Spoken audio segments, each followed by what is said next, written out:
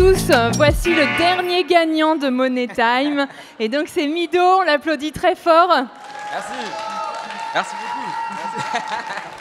Il va vous expliquer son projet. Je lui laisse la parole, vous avez déjà une petite idée. Donc rebonjour à toutes et à tous, merci beaucoup, franchement c'est une grande fierté. Donc moi c'est Mido, j'ai 27 ans, je suis le fondateur d'Atmosgear. Atmosgear c'est la marque de rollers qui va tous vous remettre au roller. Et on a sorti un produit assez spécial, c'est les premiers rollers électriques au monde. Là je suis monté en mode hybride et voilà, je suis très très fier d'être aujourd'hui et hyper fier de recevoir ce prix. Alors comment vous avez vécu l'expérience ? Bah, je pense que ça se voit à ma tête, non?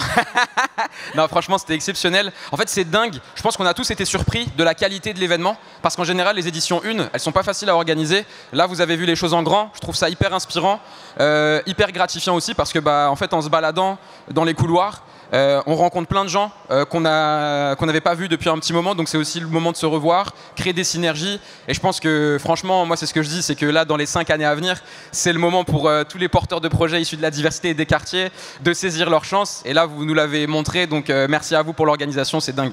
Merci beaucoup. Et je vais passer la parole à Daphne, donc, le fonds d'investissement qui était membre du jury. Alors pourquoi vous avez retenu Mido, même s'il nous convainc très bien déjà? Alors je pense que vous avez déjà tous vu, il a une énergie qui est très communicative, mais au-delà de ça, son projet est très bien construit. Je pense qu'il y a quand même beaucoup de potentiel. Il est allé chercher son marché, il l'a démontré, donc ça ce sont des éléments extrêmement rassurants. Alors après, on a eu beaucoup de mal à départager parce qu'on avait 4 très beaux projets, mais c'est sûr que par rapport au prix qui était offert par la BPI, notamment de la visibilité par la BPI, le projet de Mido en fait est vraiment un moment où la visibilité va lui permettre de changer d'échelle, et pour ça on a choisi Mido. Il est à fond. Exactement. Il veut partir sur les États-Unis. Il avait besoin de nous.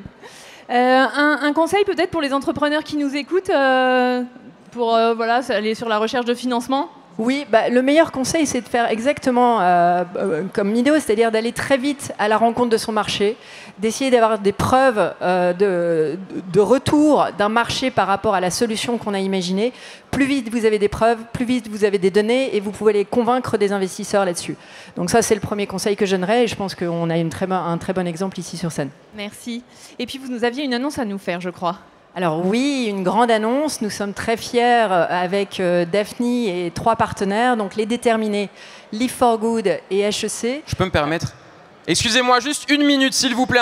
Je me permets un tout petit peu de silence parce que là, Anita, elle va annoncer une dinguerie.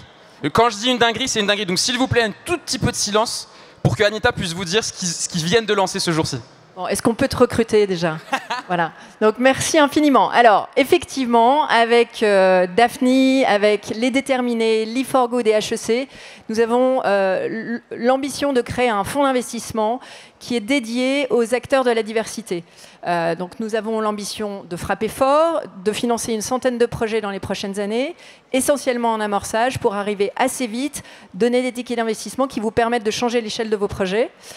Et pourquoi nous nous sommes alliés à 4? Ce sont 4 acteurs de l'accompagnement entrepreneurial et du financement qui justement sommes en capacité à la fois de détecter les meilleurs talents partout en France, de pouvoir les financer assez rapidement et ensuite de les accompagner.